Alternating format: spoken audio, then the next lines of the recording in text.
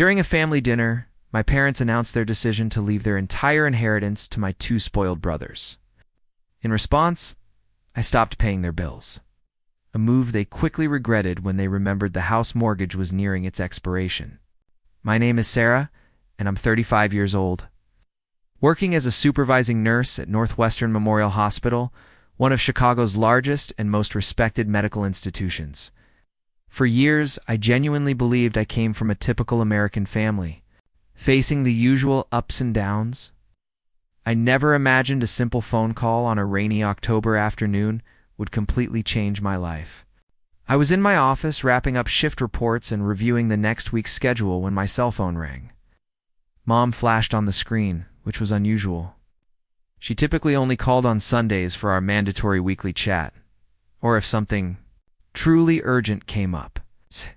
Sarah, dear. Her voice was different, more formal and cautious than usual. I need you to come for dinner next Friday. It's very important you're here. She paused significantly before adding, I'm making your favorite. Chicken lasagna. The one with the special sauce you always asked for as a child? This caught me completely off guard. Chicken lasagna with special sauce. She hadn't made that in at least 5 years. Ever since I graduated nursing school and started working full-time, our family gatherings had become rare and often ended in tension. This was mainly due to my twin brothers, David and Mark, both 28, who always found a way to turn any family reunion into some kind of drama or a plea for money. What kind of important, Mom? I asked, already mentally running through. All the possibilities. Maybe my father was ill, or one of the twins was in more serious financial trouble than usual, or perhaps they needed money for another one of their crazy get-rich-quick schemes.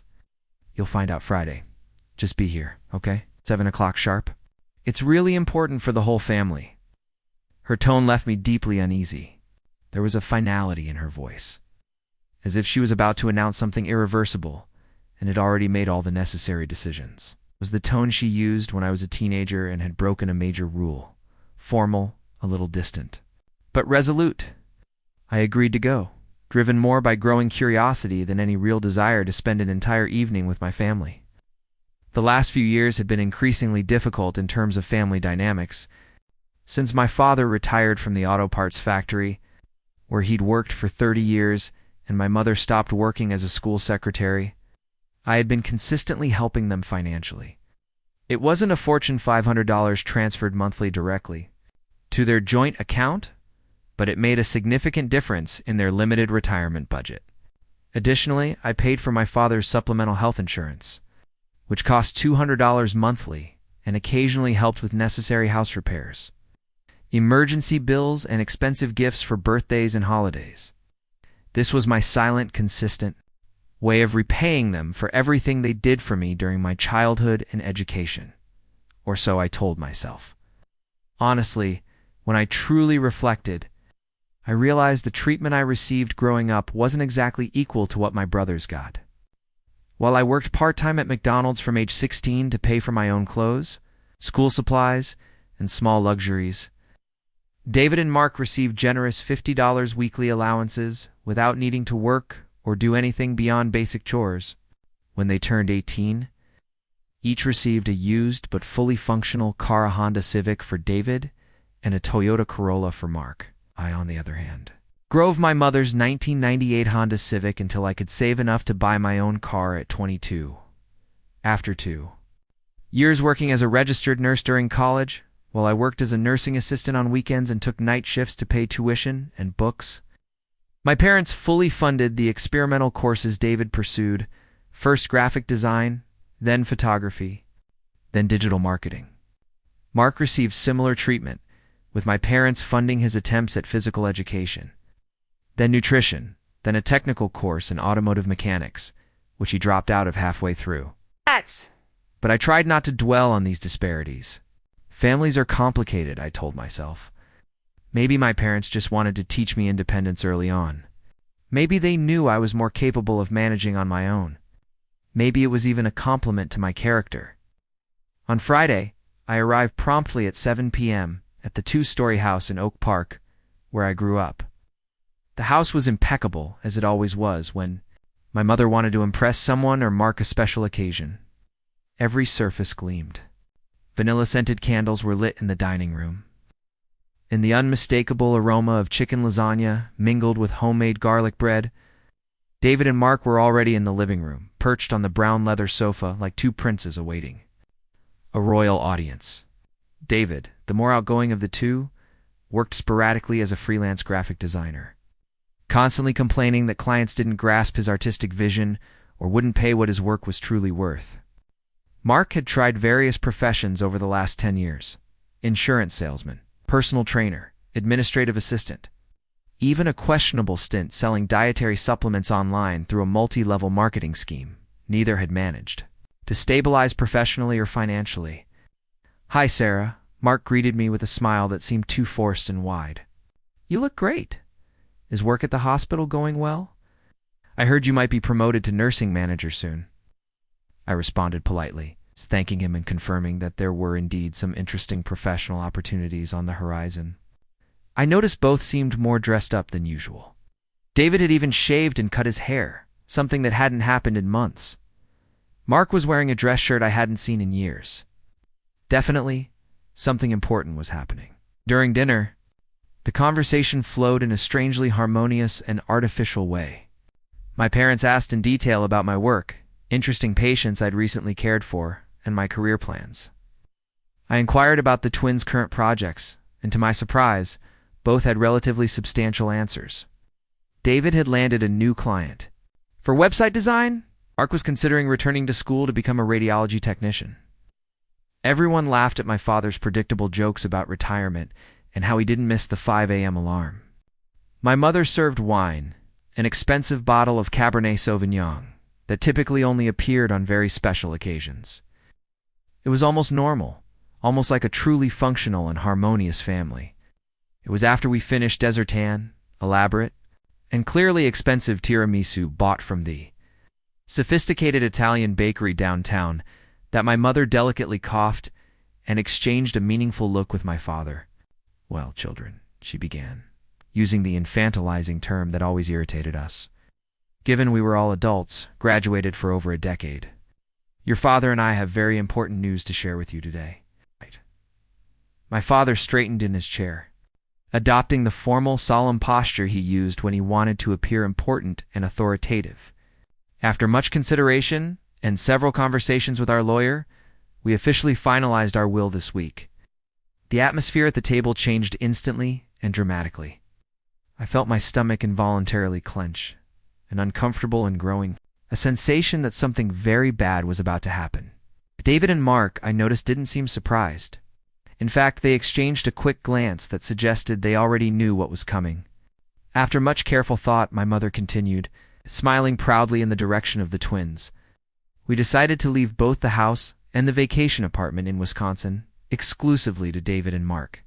The words echoed in my head like a distorted, surreal echo. The house where I grew up, where I spent my entire childhood and adolescence, where I cared for my parents when they were sick, where I studied late into the night to earn a partial scholarship for nursing school. The apartment in Wisconsin where our family spent 2 months every summer, where I taught my younger brothers to swim and ride bicycles, where I worked as a lifeguard for 3 consecutive summers during school vacations to help with family expenses. "It's going to do very well dividing everything equally between you," my father added, addressing only the twins, as if I wasn't even present at the table. "The house is valued at approximately $200,000 by the current market, and the apartment is worth about $150,000.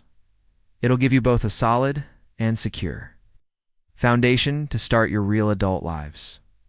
I opened my mouth, but no sound emerged. David and Mark continued exchanging satisfied, complicit looks, as if the decision had been discussed and approved by them long before this night. And me.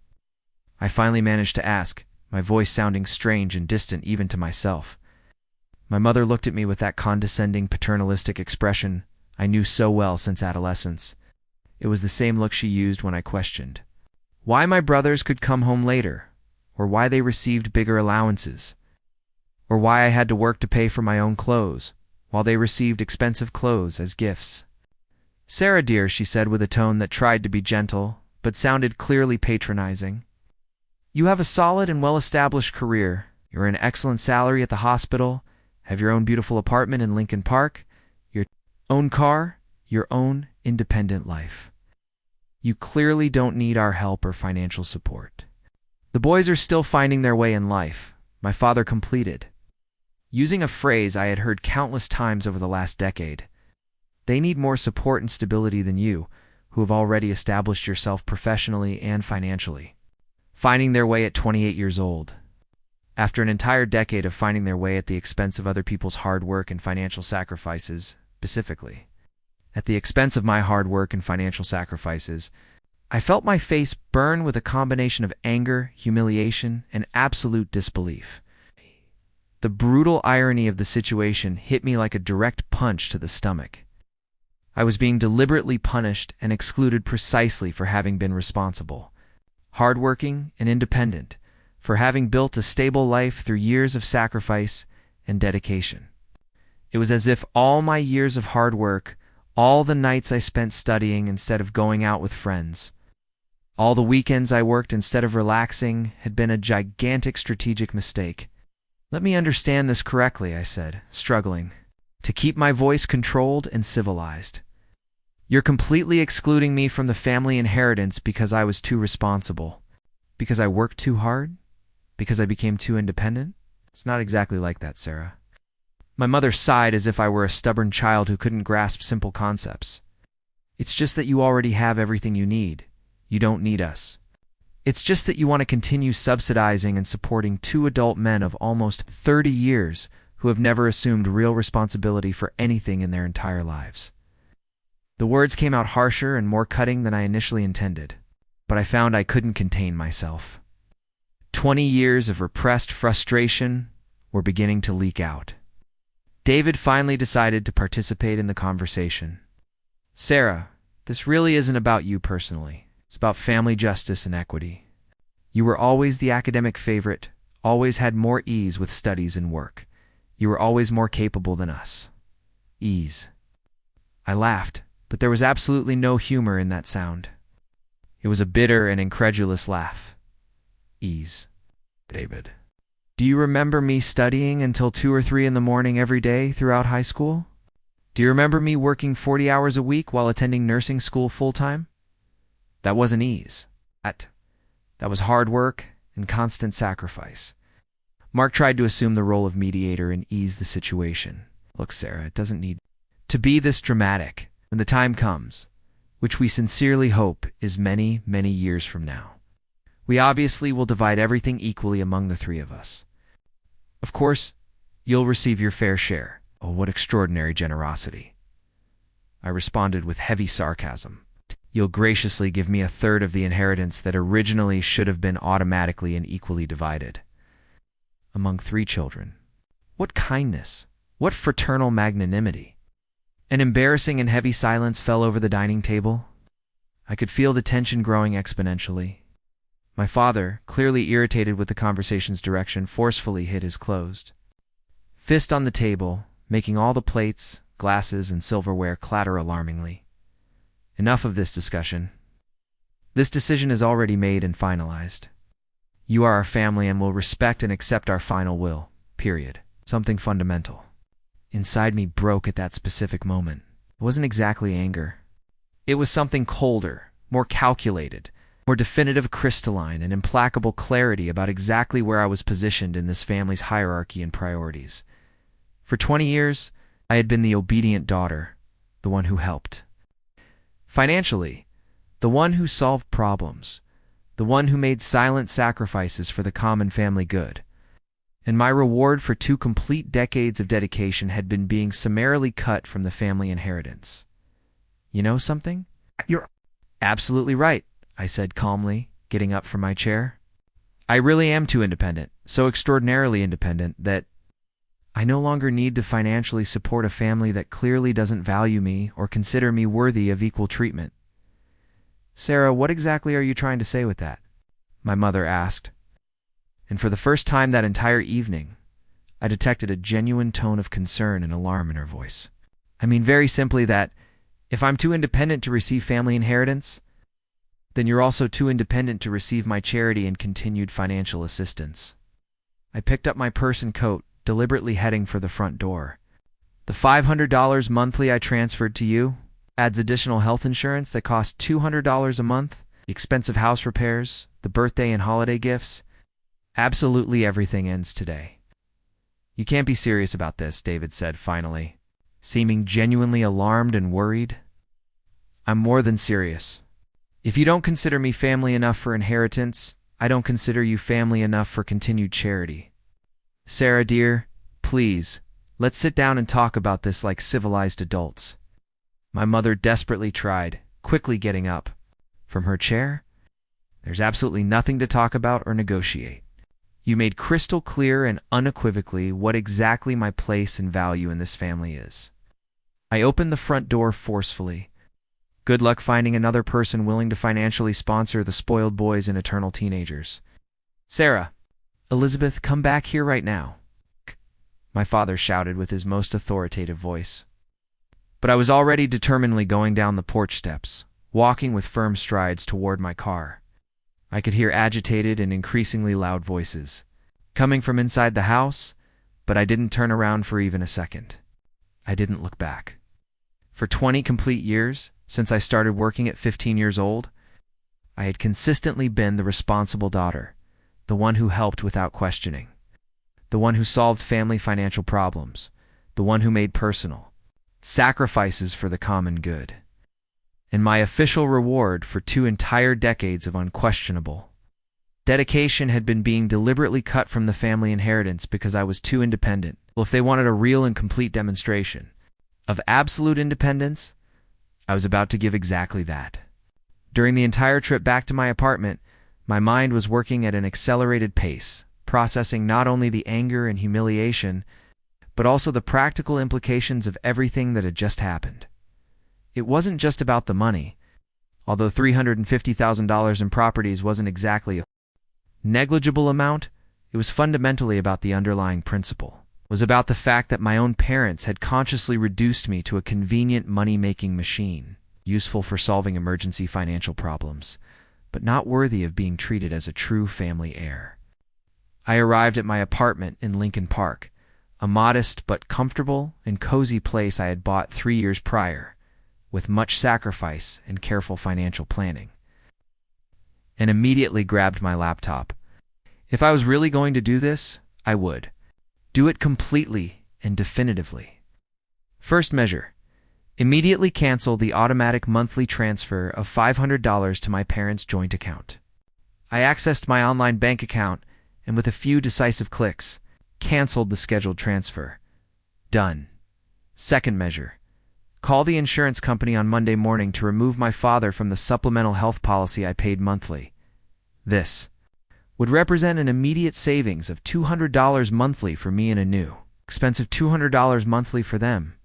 Third measure: meticulously review all other expenses related to my extended family expensive birthday and holiday gifts, elaborate Christmas dinner I always hosted and paid for in full, the professional gardening service I hired for them. The previous year, when my father started complaining about back pains, absolutely everything would be permanently cut. My phone rang 3 times during that long and agitated night. I didn't answer any of the calls. In the following 3 weeks, I maintained an absolute and impenetrable silence. I didn't answer phone calls, didn't return text messages or voicemails, didn't show up for the usual and mandatory Sunday visit. It was as if I had simply disappeared completely from their lives. At work, I concentrated and dedicated myself more intensely than ever. I took extra shifts whenever possible, enthusiastically volunteered for special and challenging projects, and talked in detail with my supervisor about concrete opportunities for growth and promotion. If I was going to be truly and completely independent, it would be in the best possible way and with maximum professional success. It was during one of these productive weeks that I received casual but interesting information from my colleague Jennifer, who worked in the hospital's administrative finance department. It's mentioned during our usual coffee break that her younger brother was a real estate broker, specializing exclusively in investment and rental properties. "Have you ever seriously considered investing in real estate, Sarah?" she asked while we drank coffee. "With the stable income you have, your excellent credit score, your proven professional stability, you would be an absolutely perfect candidate for investment property financing. Conversation planted an intriguing and promising seed in my mind. While my family was probably starting to painfully feel the absence of my $500 monthly, I was saving and accumulating that money for the first time in many years. Along with all the money I didn't spend on expensive gifts and constant family favors, I had a considerable and growing financial amount rapidly accumulating in my savings account. But the real dramatic turnaround came on a gray Thursday afternoon, exactly 3 weeks and 2 days after the disastrous dinner, when my phone rang persistently in the middle of my shift at the hospital. It was my mother calling, and when I finally answered, more out of curiosity than any desire for reconciliation, her voice sounded completely different from anything I had ever heard before. I'm not that no longer. Condescending or controlling as always, she sounded genuinely desperate, vulnerable, and scared. "Sarah," she said, and I could clearly hear that she was crying. "Please, I beg you. I need to talk to you urgently. It's a real family emergency, Mom." I responded calmly, pausing my review of medical records to give full attention to the call. "What specifically happened?" "Sarah, dear, we are facing very serious financial problems." Her trembling and broken voice immediately told me everything I needed to know about the severity of the situation. "The electric bill arrived yesterday, and it's $420 that we simply can't pay. Your father's supplemental health insurance expired 2 weeks ago. They're charging $800 for the overdue month, plus penalties, and Mark's monthly car payment." She made a long and embarrassing pause. "Mark's car payment is 3 weeks overdue, and they're threatening to repossess the vehicle." It was interesting and revealing how the real financial consequences arrived so quickly when you stopped being the family's personal bank and private charity source. "And," I asked deliberately, keeping my voice neutral and emotionless, "well, we never really realized or calculated how much you helped us financially every month. The boys haven't been able to find stable work yet, and your father's limited retirement barely manages to cover the basic house mortgage and essential survival expenses." Wait a moment. Mortgage. Current and active mortgage. "Mom, haven't you completely paid off the house yet?" I asked, genuinely shocked. My father had worked faithfully at the auto parts factory for 30 complete years. They had lived in that same house for more than 20 years. How is it possible they still owed significant money? A long and extremely embarrassing silence from the other side of the line gave me the answer before she even spoke. We refinanced the mortgage several times over the years to make necessary improvements to the house to help the boys with some difficult financial situations, to cover some medical emergencies." Her voice became progressively lower and more ashamed. "And now, the final deadline for settlement is approaching very rapidly." "What deadline exactly?" "The mortgage, Sarah. The absolute final deadline for total settlement is in exactly 2 weeks. If we can't pay the $68,000 remaining from the outstanding balance, the bank will execute the mortgage and take legal possession of the house." I almost let the phone slip from my hand. $68,000. How the hell did they manage to accumulate a mortgage debt of $68,000 on a house they originally bought for less than $100,000 2 decades ago? "How exactly did you get to this financial situation?" I asked, now genuinely shocked and curious about the extent of fiscal irresponsibility. It was several small and medium things over many years. The emergency loan of $15,000 for David's new car when he had that accident. And insurance didn't cover everything. The money for Mark's failed attempt to open the personal training business, which cost $12,000 in equipment. The complete kitchen renovation that cost $25,000. The special vacation to Europe we took to celebrate our 30th wedding anniversary. Each individual item on the list sounded like another elaborate justification for impulsive and irresponsible spending. The complete reality of the situation was becoming crystalline and disturbing. While I meticulously saved every penny and worked exhaustive extra shifts to build my financial independence, my parents had systematically mortgaged and compromised their financial future to indefinitely subsidize my brother's irresponsible and parasitic lifestyle. And the boys can't contribute or help financially? I asked, already knowing perfectly the answer that would come. Sarah, you know very well they don't have available money. David can barely pay the basic rent for his tiny apartment. And Mark is living here at home again since he lost his part-time job at the local gym. Of course, Mark was living back at his parents' house, probably occupying my old childhood room, using my old study desk, sleeping in my old bed. Mom, I said very carefully, choosing each word with precision. Are you calling me specifically because you want me to pay the $68,000 mortgage in full? We would very much like to discuss some available options and financial possibilities. Options. As if I were a commercial banking institution and they were formally negotiating terms for a business loan. And what would be exactly my concrete guarantee that this catastrophic financial situation won't repeat itself again in the near future? I asked directly. What do you mean, dear? What do I mean, Mom? You literally deliberately cut me from the family inheritance less than a month ago? You want me to deposit $68,000 to save properties that I officially will never inherit. Another embarrassing and revealing silence. Hey, Sarah. About the will. We can reconsider and talk about that decision, too. Finally, we were getting to the truly interesting point of the conversation. Talk specifically how. Well, maybe we were a bit hasty and unfair.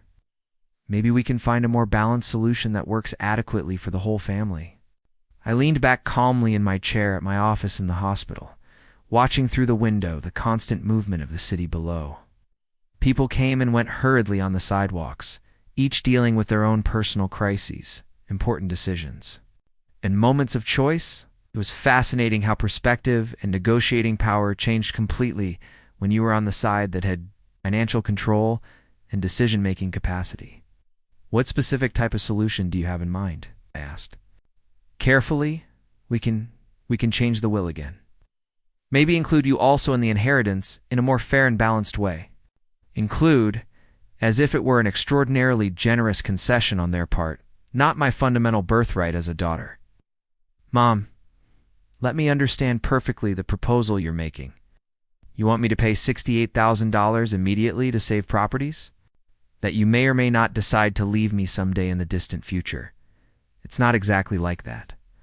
It's precisely like that, I interrupted her firmly. You had 3 complete weeks to carefully reflect on your original decision. 3 entire weeks to realize that maybe you made a fundamental error in judgment. And now you're only considering including me again in the inheritance because you discovered you desperately need my money. Sarah, we are your family. True families help each other unconditionally. True families also respect and value all members equally from the beginning. You made absolutely clear that you don't consider me equal in value to my brothers. I made a long and deliberate pause, letting the full weight of the words settle completely. But I will help you, I said finally, surprising even myself. I could hear the immediate and palpable relief in her accelerated breathing. But I have one specific and completely non-negotiable condition. What condition? I want both properties, both. The house in Oak Park and the vacation apartment in Wisconsin to be transferred completely and exclusively to my personal name in the will. Not divided between siblings, not shared in percentages, entirely mine with absolute legal documentation. Sarah, that really wouldn't be fair to your brothers. Fair? I laughed, but it definitely wasn't a cheerful or good-humored sound. Seriously talking about family justice and equity? What specific part of arbitrarily cutting me from the inheritance was fair? What part of using me as a personal bank and charity source for years was fair? What part of treating your children unequally was fair? But the boys would be left with nothing. The boys are adult men of 28 years who urgently need to learn to support themselves independently. And you as parents need to learn that deliberate actions have real and permanent consequences. I made another strategic pause, letting the proposal settle completely in her mind. These are my final and non-negotiable conditions. Both properties? Legally transferred to my exclusive name. Official documentation signed and registered by tomorrow at 5 in the afternoon. And then, and only then, I will make the bank transfer of $68,000 to save the house. or you find the $68,000 somewhere else. Sarah, you can't be completely serious about this. This proposal would leave your brothers completely without inheritance. My brothers already had guaranteed inheritance until 3 weeks ago, and I had absolutely nothing. Now I'm offering them exactly the same thing you generously offered me, nothing. The tense silence from the other side of the line extended. For almost 2 complete minutes, I could perfectly imagine the urgent and whispered conversation that was happening in my parents' kitchen. "I need to talk immediately with your father and the boys about this proposal," she said finally, her voice sounding defeated and resigned. "You have exactly until tomorrow at 5 o'clock in the afternoon," I repeated with absolute clarity. "After that deadline, you can consider my offer permanently withdrawn." I hung up the phone calmly and leaned back deeply in my chair, my heart beating fast with pure adrenaline. I had just made the biggest power play of my entire life, and there was no way to go back. The next 48 hours were a true intense festival of family drama. My phone rang practically incessantly. First David with a long and emotional call, then Mark trying a different approach than my father with his most authoritative voice, and finally my mother again with a completely different tone. I deliberately let all the calls go straight to voicemail, but I listened to each message carefully. David left a 15-minute message, long and deeply emotional, talking about how I was being cruel, vindictive, and destroying the family bonds that took decades to build. Mark tried the classic approach of subtle emotional manipulation, talking nostalgically about our shared childhood, eternal fraternal bonds, and how our family had always helped each other through difficult times. My father was characteristically direct and to the point. "Sarah, you're being absolutely ridiculous and childish. Call back immediately so we can talk like civilized and responsible adults." But it was my mother's final message on the second night that really impressed me deeply. Her voice was controlled, carefully measured, and completely resigned. "Sarah, dear, your father and I talked extensively yesterday and today with David and Mark. We also consulted Mr. Harrison, our lawyer. You won completely. The lawyer will come here tomorrow at 2 o'clock in the afternoon to change the will exactly as you demanded. Both properties will be transferred legally and exclusively to your personal name. Please call back so we can arrange all the technical details of the bank transfer." 1. As if this entire situation were a strategic chess game and not a fundamental question of family dignity, mutual respect, and equal treatment. The next day, I purposely left the hospital early and drove directly to my parents' house in Oak Park. The atmosphere was tense and charged when I entered through the front door. David and Mark were sitting rigidly on the living room sofa like 2 punished teenagers awaiting punishment. My parents seemed to have visibly aged years in just a few weeks. There were new wrinkles around my mother's eyes, and my father had a hunched posture I had never noticed before.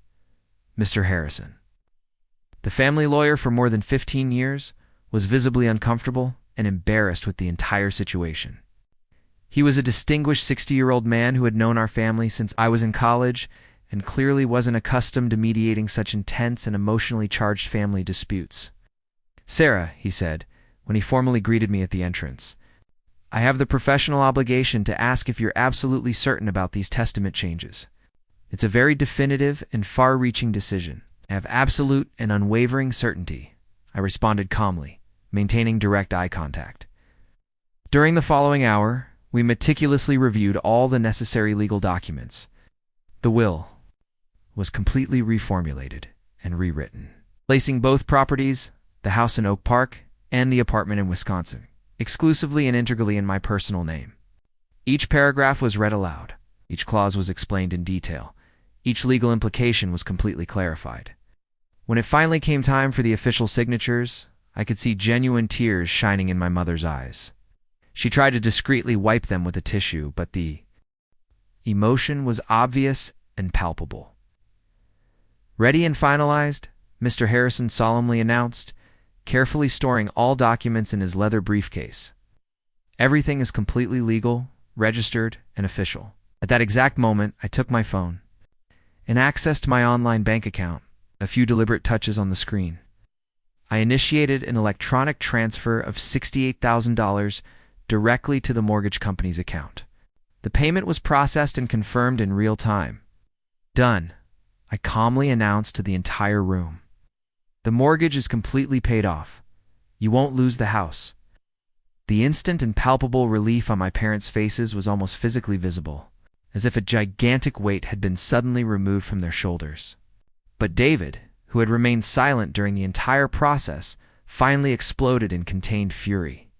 "Congratulations, Sarah. You got exactly what you wanted from the beginning.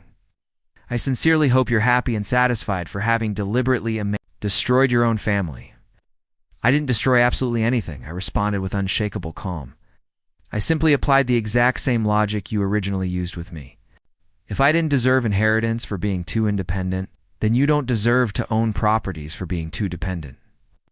Mark, always the more diplomatic of the twins, tried one last desperate emotional card. "Sarah, we're your blood brothers. That has to mean something important and lasting." "It does, and a lot.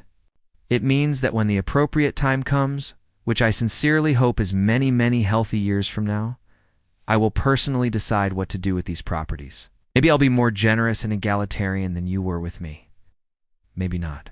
That will depend entirely on the relationship we build from here forward." I left the house that day as the official legal owner of $350,000 in valuable real estate patrimony. But more important than that, I left with my personal dignity completely intact and my sense of self-esteem totally restored. In the weeks that followed, while my family tried to psychologically process what had happened and adjust to the new, permanent financial reality, I was intensely busy executing a sophisticated business strategy I had carefully developed during those long and sleepless nights of planning. First measure, I looked for Jennifer at the hospital and formally asked for her broker brother's professional contact. Robert had 15 solid years of specialized experience in investment properties and an excellent and proven commercial reputation in the Chicago real estate market. "Sarah," he said during our first consulting meeting, "your two properties are located in absolutely excellent geographical areas for investment. Oak Park is an extremely strong and stable rental market with consistent demand from young professional families. And lakefront properties in Wisconsin are literally gold for the vacation and seasonal rental market." He elaborated a detailed and comprehensive business plan. The house in Oak Park, with its 4 suites and privileged location, could be easily rented for $2,800 monthly to a young family with children. The apartment in Wisconsin, if adequately renovated and modernized, could generate between $1,500 and $3,000 per month. Depending on the season, focusing specifically on the lucrative seasonal rental market for tourists and weekend families, with a strategic and well-planned renovation of the apartment, mainly completely updating the kitchen and modernizing the main bathroom, Yes. you would be looking at a conservative annual gross income of approximately $45,000 from the two combined properties. $45,000 annually in passive income. Practically the exact same amount I had invested saving my parents' mortgage. I immediately hired a specialized property management company to professionally handle all operational aspects, from finding and verifying qualified tenants to preventive maintenance, collections, and problem resolution. For the first time in my life, I would officially be a business real estate investor. The complete renovation of the apartment in Wisconsin took exactly 6 weeks of intensive work and cost. Precisely $12,000. New kitchen with stainless steel appliances, completely modernized main bathroom, professionally restored original hardwood, floors, and a new expansive deck with stunning panoramic lake view. The final result was absolutely spectacular and transformative. Robert was completely right about the market potential. Within just 2 weeks of the total renovation completion, we already had qualified and enthusiastic tenants for the apartment. An executive family from Milwaukee who were specifically looking for a weekend retreat during the summer months, willing to sign a 6-month contract for $2,500 monthly. The house in Oak Park was even easier and faster. A young family with 2 small children instantly fell in love with the property during the first visit and signed a 2-year lease contract for exactly $2,800 monthly. But the real personal and professional satisfaction came 2 months later, when I received and carefully reviewed my first official financial report from the real estate management company. Not only were the properties generating consistent and predictable monthly income, but I had gotten bank approval for favorable financing to buy a third investment property, a charming duplex in Lincoln Square that needed only minor and cosmetic renovations. I was literally building a small, solid, and profitable real estate empire with the money that should have been my legitimate inheritance from the beginning. It was during this productive and exciting period that my mother called again after almost 2 months of total silence. "Sarah, dear, we need to talk about something important and urgent." "About what specifically?" About the house. "We received an official letter from a property management company saying we need to completely vacate the property in exactly 30 days. They had finally discovered the next phase of my plan. "Oh, that?" I said casually, as if I were commenting about a minor change in the weather. "Yes, I found absolutely excellent tenants for the house. The Carter family is moving in next month. They have 2 adorable children and are very excited and enthusiastic to permanently establish themselves in the neighborhood." Absolute total silence from the other side of the phone line. "Sarah," my mother said finally, her voice visibly trembling. "You can't be serious about this. This is our house, our home. We've lived here for more than 20 years. We raised our family here." "It was your house," I corrected gently, but firmly. "It's officially my legal investment property. And like any responsible and intelligent investor, I'm putting it to generate maximum passive income. But where exactly will we live? Will we find another place?" "I have absolute certainty that you'll find something adequate and within the available budget. I heard there are some interesting and affordable options in Berwyn and Cicero." Berwyn and Cicero, significantly more modest and economical neighborhoods than Oak Park, with much more accessible monthly rents for retirees with limited income. "Sarah, you can't legally evict us from our own house." My mother protested with growing desperation. "Technically, it's no longer your house, and technically, I'm not evicting anyone. I'm simply exercising my complete legal rights as the official registered owner." I kept my voice professional and calmly factual. "You have exactly 30 days to find adequate new housing. It's the standard deadline legally required by state law for eviction notification." I could hear agitated and increasingly loud voices in the background. Clearly, she had put the phone on speaker, and the whole family was listening to our conversation in real time.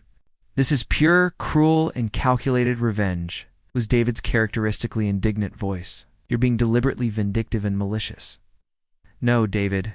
Revenge would have been letting you lose the house completely to mortgage foreclosure and be left with absolutely nothing. I saved the property by investing my own money, and now I'm using it intelligently and strategically to generate passive income. It's called responsible real estate investment." "Sarah," my father took control of the phone, his voice loaded with irritated patriarchal authority. "This is absolutely ridiculous and disproportionate. You spent $68,000 just to deliberately get us out of our house." "I invested $68,000 to legally acquire 2 extremely valuable properties that now generate substantial monthly passive income for me. It was an excellent and strategic financial investment, actually." "And the apartment in Wisconsin, too?" my mother asked with a voice broken by emotion. "It's also rented and generating income. A charming family from Milwaukee is paying $2,500 monthly and taking exceptionally good care of the property. The apartment where we spent all the summers of my childhood and adolescence, where I had worked as a lifeguard for 3 consecutive summers during school vacations to contribute to family expenses, was now generating more money in a single month than I used to earn in an entire season of hard adolescent work."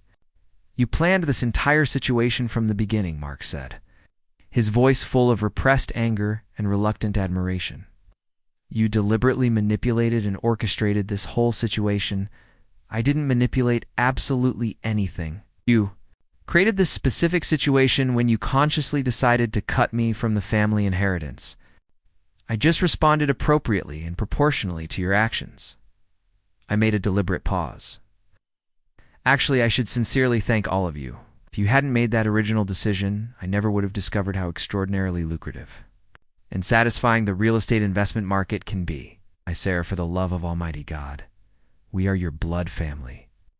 My mother desperately pleaded. You are my family when you need urgent money, I responded calmly. When it came to inheritance and recognition, I apparently wasn't important enough, family. We can resolve this amicably. My father tried to negotiate with a conciliatory tone. We can go back to the original will. Divide everything equally among the 3 children, as it should have been from the beginning. Dad, that ship has already sailed a long time ago and is in the middle of the ocean. You had entire months to make the correct and fair decision the first time. You deliberately chose not to do it. So you're really going to leave us homeless? Without a house? David asked with incredulity. You won't be literally homeless. You'll rent a residence like millions of other American families do every month. It will be a valuable educational experience about real financial responsibility and living within your own means. The call ended abruptly with more screaming, accusations, and empty threats. I hung up the phone calmly and returned to my normal work routine, checking the monthly financial reports of my growing investment properties. 2 weeks later, I received an official call from Mr. Harrison, the family lawyer. Sarah, your parents formally approached me to explore all possible legal options against your recent actions. And what was your professional analysis? I explained in detail that absolutely everything was executed within the strictest legality. The will was voluntarily changed by them without any legal coercion or illicit pressure. The mortgage payment was an undocumented and non-reimbursable financial gift. And as the legal registered owner of the properties, you have absolute and unquestionable right to rent them to whomever you wish. Thank you for the legal confirmation, Sarah, continued hesitantly. May I speak off the record for a personal moment? Of course. In 40 complete years of specialized legal practice, I have rarely witnessed such a complete and definitive family turnaround. Your parents are obviously emotionally devastated, but honestly, after hearing the entire detailed story and historical context, I perfectly understand your actions and motivations. Thank you for the understanding. Just one professional and personal question. Do you really intend to maintain this situation indefinitely, Mr. Harrison? My parents had literally decades to choose to treat their 3 children equally, and fairly, they consciously chose not to do it. My brothers had a complete, entire decade of adult life to become truly independent and responsible. They chose not to do it. Now all of them will finally learn about real and permanent consequences of irresponsible decisions. The process of my family's move was an intense family drama in 3 distinct acts. First, they desperately tried to find a similar house in Oak Park or surrounding neighborhoods to rent, quickly and painfully discovering that rental prices were far beyond my parents' limited retirement budget. Second, Mark was forced to finally look for real and stable employment for the first time. In his adult life, when he realized there would be no more free rooms available in the family house, he got a part-time position at a local gym for $10 an hour. It wasn't much money, but it represented a responsible beginning. David tried a different personal approach. Showed up at my workplace for a face-to-face conversation. Sarah, can we talk privately for a few minutes? I was leaving my shift after a particularly long and exhausting day and really didn't have the mood or energy for additional family drama. But I agreed to talk briefly in the hospital parking lot. Look, he began with a conciliatory tone. I recognized that things got completely out of control. All made serious errors in judgment. Errors, I repeated carefully. David, you didn't accidentally forget to buy me a birthday present. You deliberately excluded me from the family inheritance after years of financial support. It was a terrible and unfair decision. We all completely recognize that now. Now that you discovered you need something concrete from me, you recognize. Sarah, Mom and Dad are truly devastated. They sold half the old family furniture to manage to pay the security deposit for an apartment in Cicero. Sarah, you know well that neighborhood's reputation. Cicero was definitely a significant social and economic downgrade compared to Oak Park. But it also represented exactly what they could realistically afford with the limited retirement income they had available.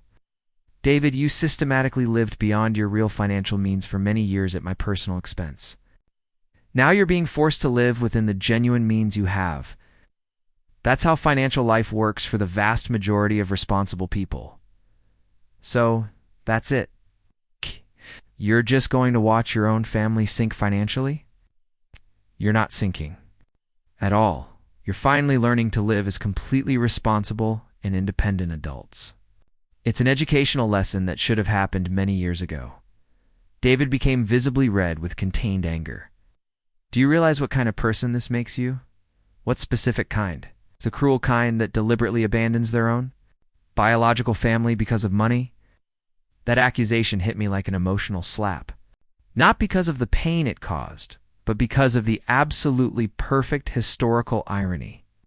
David, I said with unshakable calm, you literally abandoned me from the family because of money a few months ago.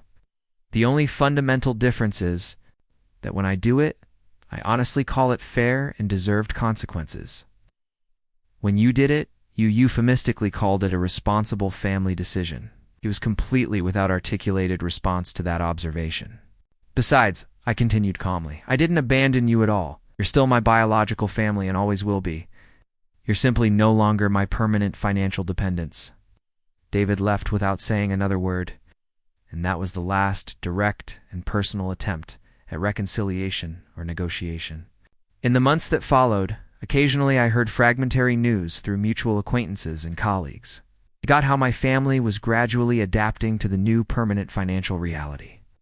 The information reached me indirectly through old neighbors, work colleagues who knew my family, and even some hospital clients who casually mentioned having seen my parents or brothers.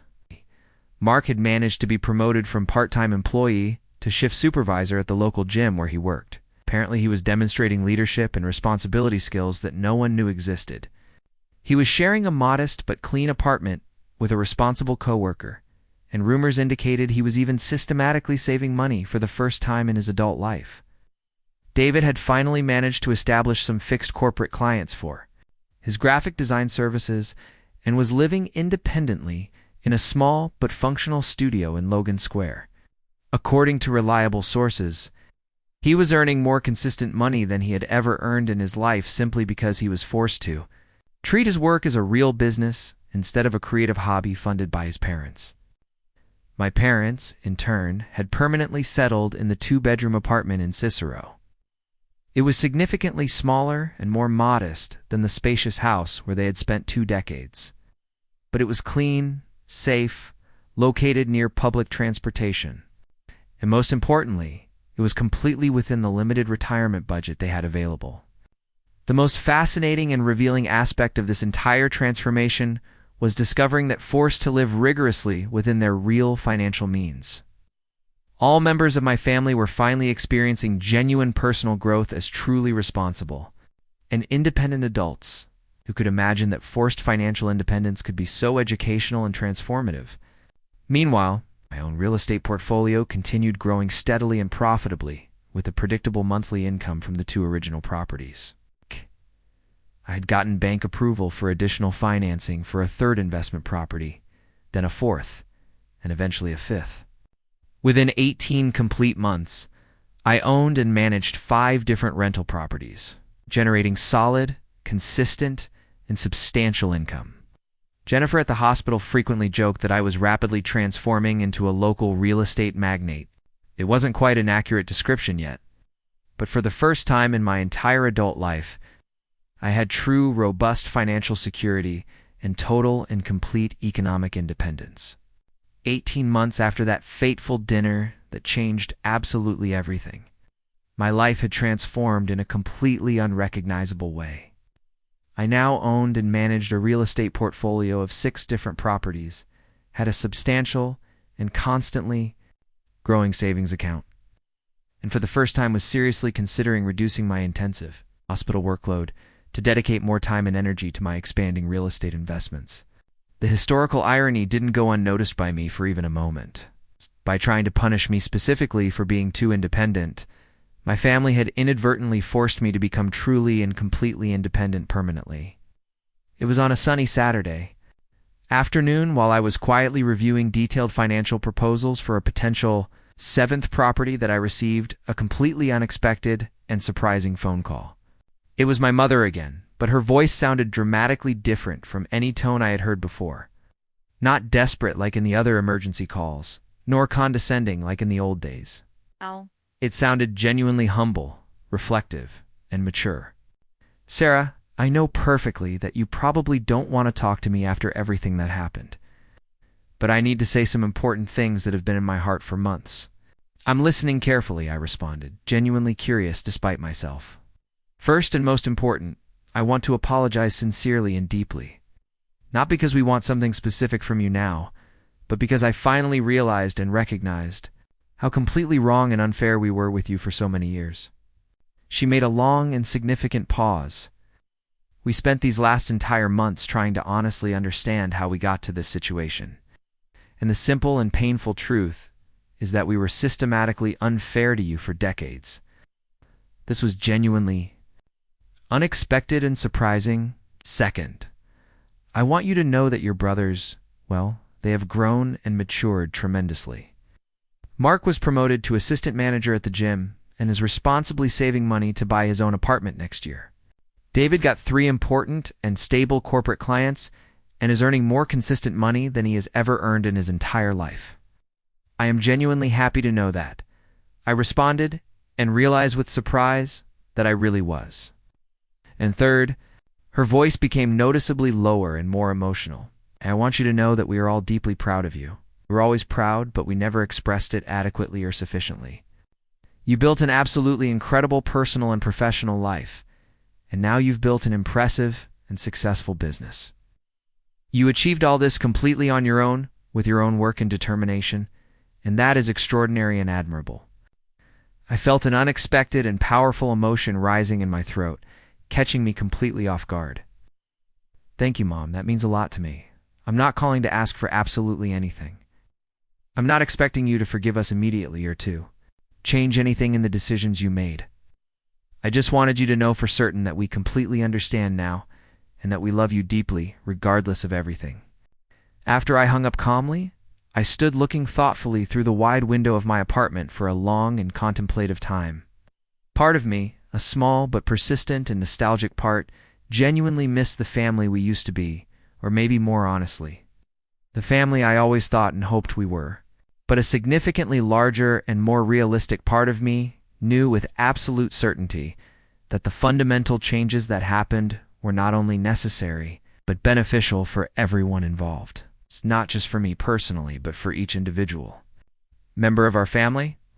2 months after that revealing conversation, I found Mark completely by chance at the local Whole Foods. He was shopping for fresh ingredients for what seemed to be an elaborate and healthy meal, and I couldn't help but smile discreetly while observing his serious and focused concentration.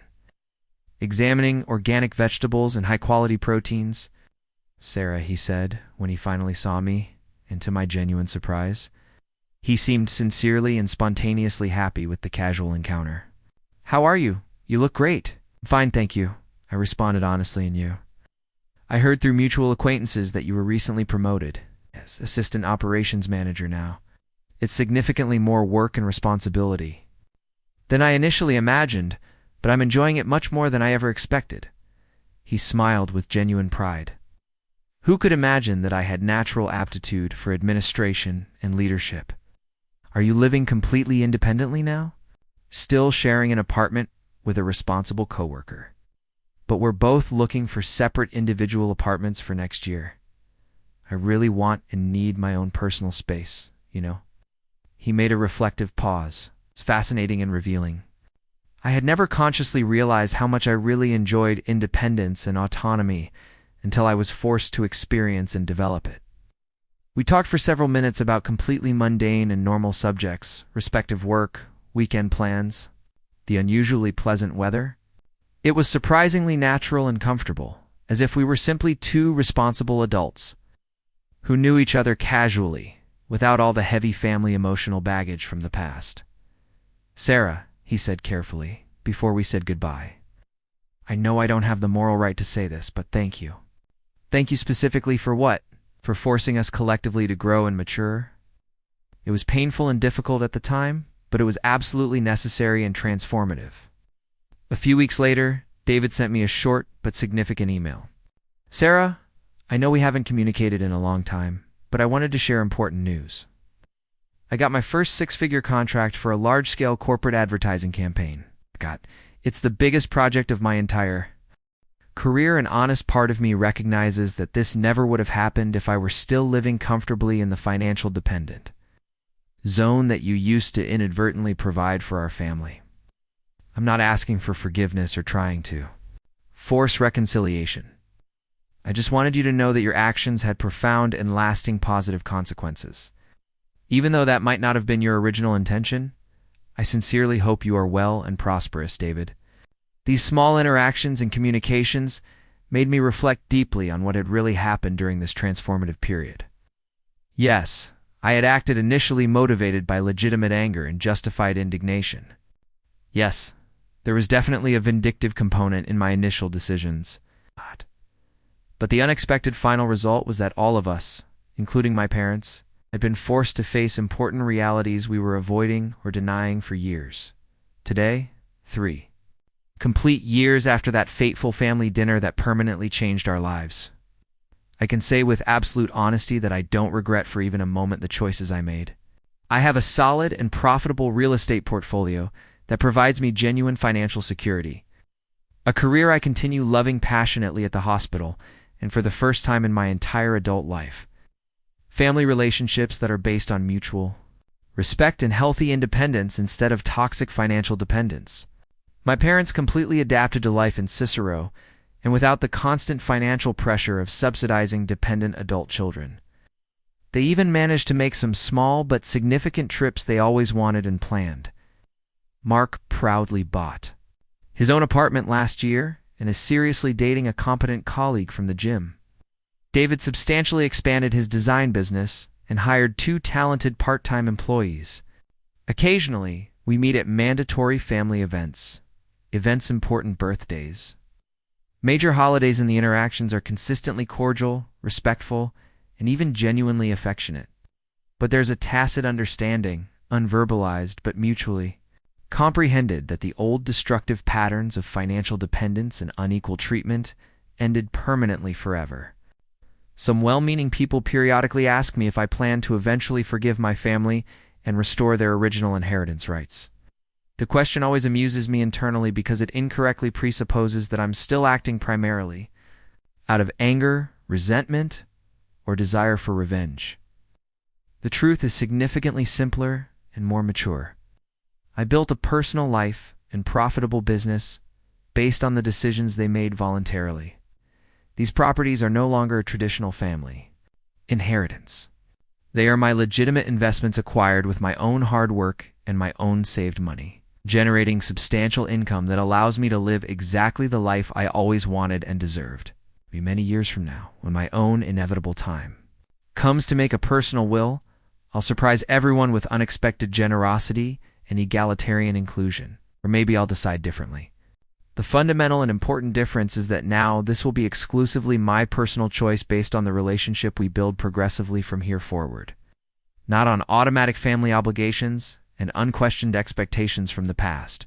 For now, I'm completely satisfied and at peace, knowing that each member of our family has finally learned to assume total responsibility for their own life, and that, ironically, is by trying to teach me about independence through arbitrary exclusion from inheritance.